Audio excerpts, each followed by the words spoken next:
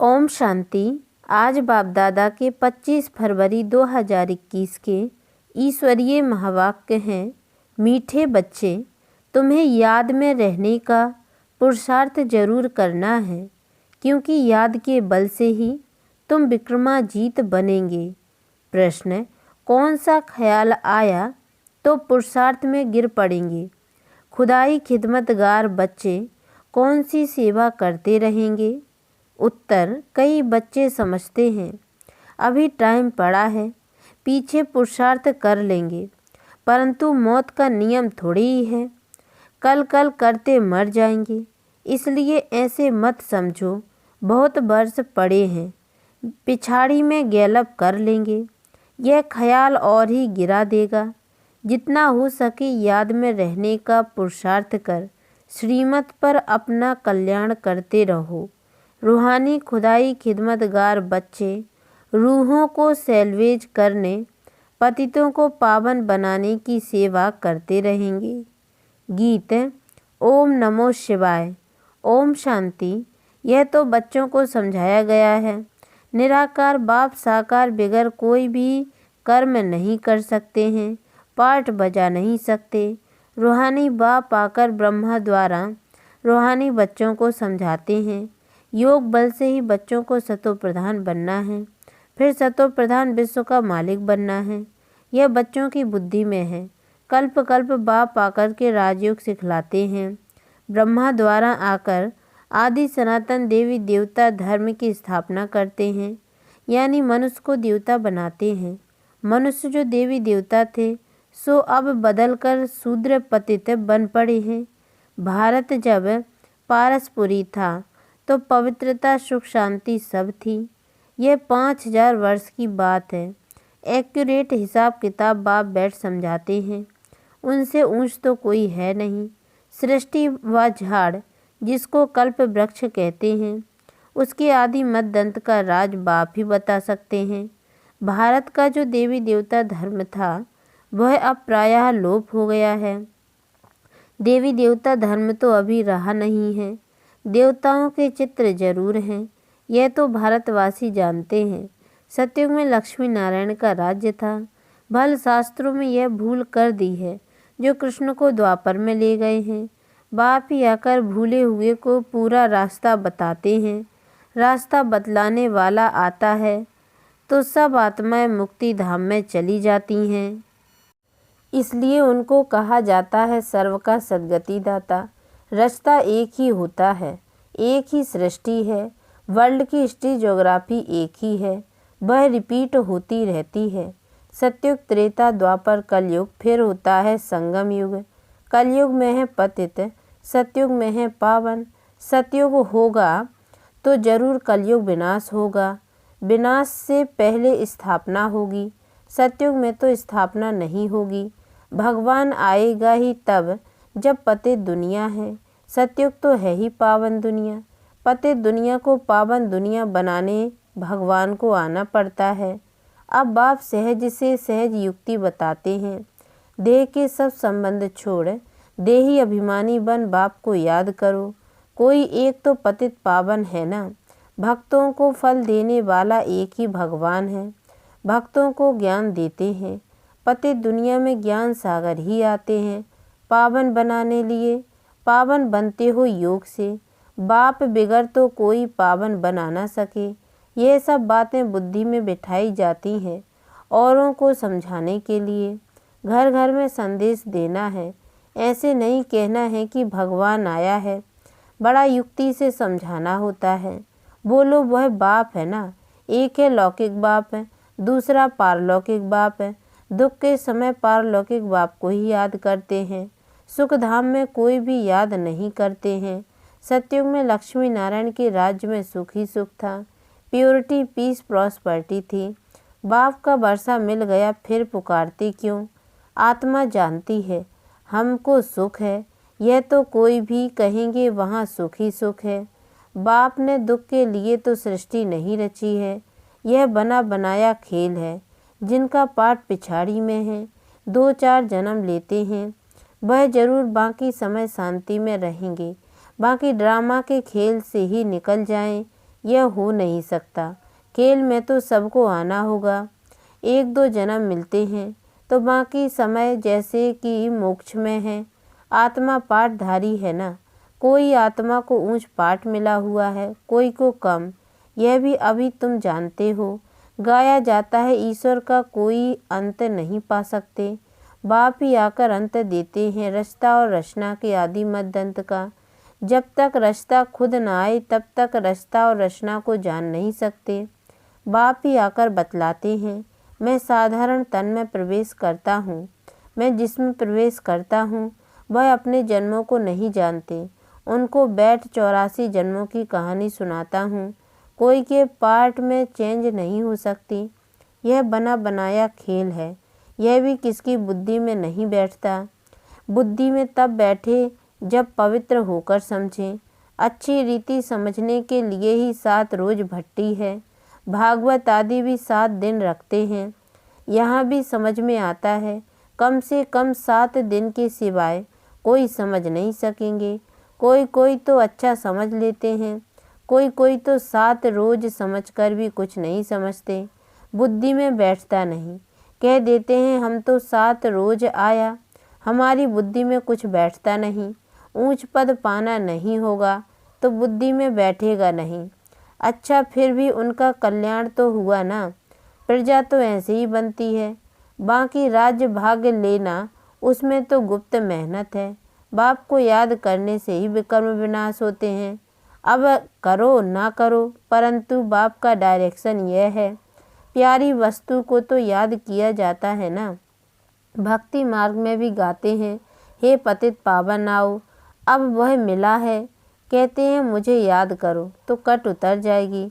बादशाही सहज थोड़ी मिल सकती। कुछ तो मेहनत होगी ना। याद में ही मेहनत है। मुख्य है ही याद की यात्रा। बहुत याद करने वाले कर्मातीत अवस्था को पा लेते हैं। पूरा याद न करने से विक्रम विनाश नहीं होंगे। योग बल से ही विक्रमाजीत बनना है। आगे भी योग बल से ही विकर्मों को जीता है। लक्ष्मी नारायण इतने पवित्र कैसे बने जबकि कलयुग अंत में कोई भी पवित्र नहीं है। इसमें तो साफ है। यह गीता के ज्ञान का एपिसोड रिपीट हो रहा है। शिव भगवान वाच। भूलें तो होती रहती है ना। बाप ही आकर अभूल बनाते हैं। भारत के जो भी शास्त्र हैं वो सब है भक्ति मार्ग के। बाप कहते हैं मैंने जो कहा था वह किसको भी पता नहीं है। जिन्हों को कहा था उन्होंने पद पाया। 21 जन्मों की प्रारब्ध पाई। फिर ज्ञान प्रायः लोप हो जाता है। तुम ही चक्र लगाकर आए हो। कल्प पहले जिन्होंने सुना है वही आएंगे। अभी तुम जानते हो हम सैपलिंग लगा रहे हैं मनुष्य को देवता बनाने का। यह है दैवी झाड़ का सैपलिंग। वो लोग फिर उन झाड़ों का सैपलिंग बहुत लगाते रहते हैं। बाप आकर कॉन्ट्रास्ट बताते हैं। बाप दैवी फूलों का सैपलिंग लगाते हैं। वे तो जंगल का सैपलिंग लगाते रहते हैं। तुम दिखाते भी हो। कौरव क्या करत भय, पांडव क्या करत भय।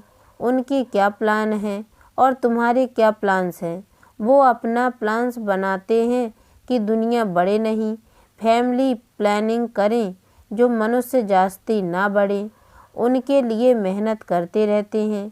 बाप तो बहुत अच्छी बात बतलाते हैं। अनेक धर्म विनाश हो जाएंगे और एक ही देवी देवता धर्म की फैमिली स्थापन करते हैं। सतयुग में एक ही आदि सनातन देवी देवता धर्म की फैमिली थी और इतनी फैमिलीज थी नहीं। भारत में कितनी फैमिली हैं। Gujarati family, Maharashtrian family. वास्तव में भारतवासियों की एक फैमिली होनी चाहिए। बहुत फैमिलीज होंगी तो ज़रूर आपस में खिटपिट ही रहेगी।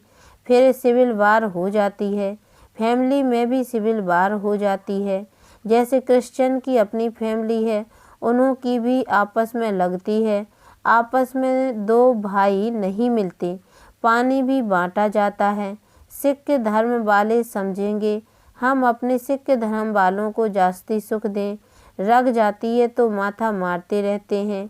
जब अंत होती है तो फिर सिविल वार आदि सब आ जाती है।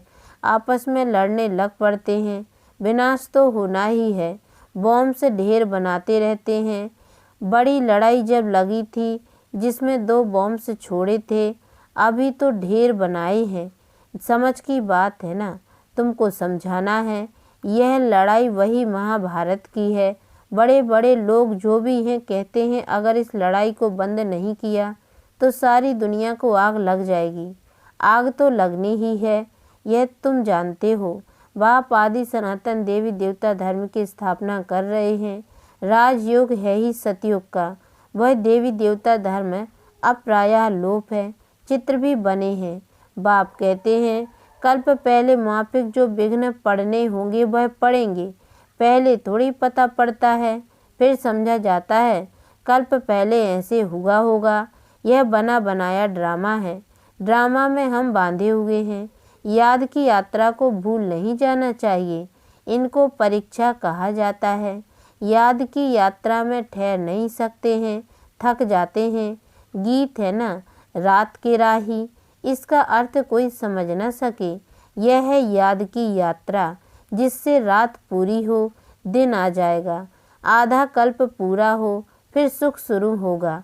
बाप ने ही मन मनाभाव का अर्थ भी समझाया है। सिर्फ गीता में कृष्ण का नाम डालने से वह ताकत नहीं रही है।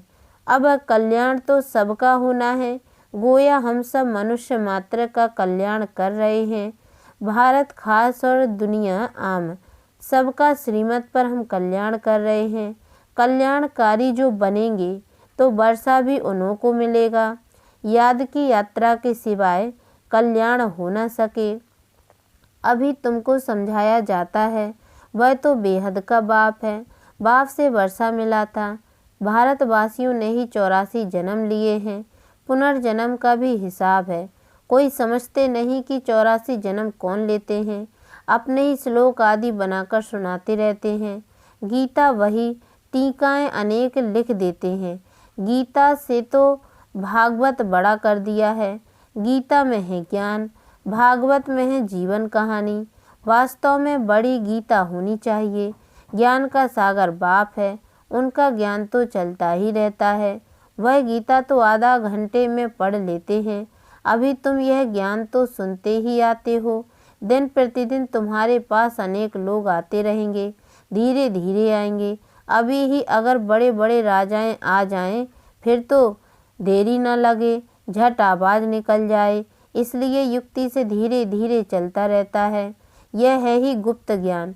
किसको पता नहीं है कि यह क्या कर रहे हैं। रावण के साथ तुम्हारी युद्ध कैसे है, यह तो तुम ही जानो और कोई जान न सके। भगवान वाच, तुम सतो प्रधान बनने के लिए मुझे याद करो तो पाप नाश हो जाएंगे। पवित्र बनो तब तो साथ ले जाऊं। जीवन मुक्ति सबको मिलनी है। रावण राज्य से मुक्ति हो जाएगी।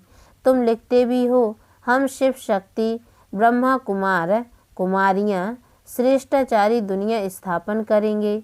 परम पिता परमात्मा की श्रीमत पर 5000 वर्ष पहले मुआफिक 5000 वर्ष पहले श्रेष्ठाचारी दुनिया थी। यह बुद्धि में बिठाना चाहिए। मुख्य मुख्य पॉइंट से बुद्धि में धारण होगी, तब याद की यात्रा में रहेंगे। पत्थर बुद्धि है ना, कोई समझते हैं अभी टाइम पड़ा है, पीछे पुरुषार्थ कर लेंगे। परंतु मौत का नियम थोड़ी ही है, कल मर जाएं तो कल कल करते मर जाएंगे। पुरुषार्थ तो किया नहीं, इसलिए ऐसे मत समझो बहुत वर्ष पड़े हैं, पिछाड़ी में गैलअप कर लेंगे। यह ख्याल और ही गिरा देंगे। जितना हो सके पुरुषार्थ करते रहो। श्रीमत पर हर एक को अपना कल्याण करना है। अपनी जांच करनी है, कितना बाप को याद करता हूँ और कितना बाप की सर्विस करता हूँ। रूहानी खुदाई खिदमतगार तुम हो ना, तुम रूहों को सैल्वेज करते हो। रूह पति से पावन कैसे बने, उसकी युक्तियाँ बतलाते हैं। दुनिया में अच्छे और बुरे मनुष्य तो होते ही हैं, हर एक का पार्ट अपना अपना है। यह है बेहद की बात है। मुख्य टाल टालियाँ ही गिनी जाती हैं, बाकी तो पत्ते अनेक हैं। बाप समझाते रहते हैं, बच्चे मेहनत करो, सबको बाप का परिचय दो, तो बाप से बुद्धि योग जुट जाए। बाप सब बच्चों को कहते हैं पवित्र बनो तो मुक्ति धाम में चले जाएंगे। दुनिया को थोड़ी पता है कि महाभारत लड़ाई से क्या होगा। यह ज्ञान यज्ञ रचा गया है क्योंकि नई दुनिया चाहिए। हमारा यज्ञ पूरा होगा तो सब इस यज्ञ में स्वाहा हो जाएंगे। अच्छा, मीठे मीठे सिक्की लदे बच्चों प्रति माता पिता बाप दादा का याद प्यार और गुड मॉर्निंग। रूहानी बाप की रूहानी बच्चों को नमस्ते, और हम रूहानी बच्चों की ओर से भी रूहानी माता पिता बाप दादा को याद प्यार और गुड मॉर्निंग बाबा नमस्ते। धारणा के लिए मुख्य सार। पहली पॉइंट है, यह बना बनाया ड्रामा है, इसलिए विघ्नों से घबराना नहीं है। विघ्नों में याद की यात्रा को भूल नहीं जाना है।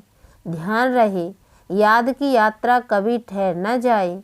दूसरी पॉइंट है, पारलौकिक बाप का परिचय सबको देते हुए पावन बनने की युक्ति बतलानी है। दैवी झाड़ का सैपलिंग लगाना है। वरदान, सर्व जिम्मेवारियों के बोझ बाप को देकर सदा अपनी उन्नति करने वाले सहज योगी भव। जो बच्चे बाप के कार्य को संपन्न करने की जिम्मेवारी का संकल्प लेते हैं, उन्हें बाप भी इतना सहयोग देते हैं। सिर्फ जो भी व्यर्थ का बोझ है वह बाप के ऊपर छोड़ दो। बाप का बनकर बाप के ऊपर जिम्मेवारियों का बोझ छोड़ने से सफलता भी ज़्यादा और उन्नति भी सहज होगी। क्यों और क्या के क्वेश्चन से मुक्त रहो। विशेष फुल स्टॉप की स्थिति रहे तो सहज योगी बन अतीन्द्रिय सुख का अनुभव करते रहेंगे। स्लोगन, दिल और दिमाग में ऑनेस्टी हो तो बाप व परिवार के विश्वास पात्र बन जाएंगे।